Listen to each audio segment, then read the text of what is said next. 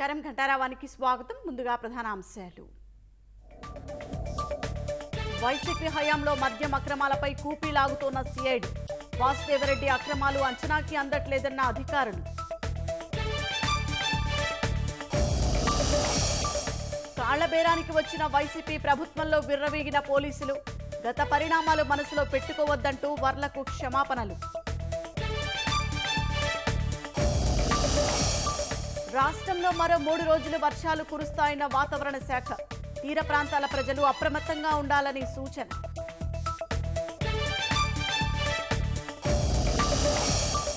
మైక్రోసాఫ్ట్లో సాంకేతిక సమస్యతో యూజర్ల గందరగోళం. ఐటీ, విమానాశ్రయ, బ్యాంకింగ్ సేవలకు అంతరాయం.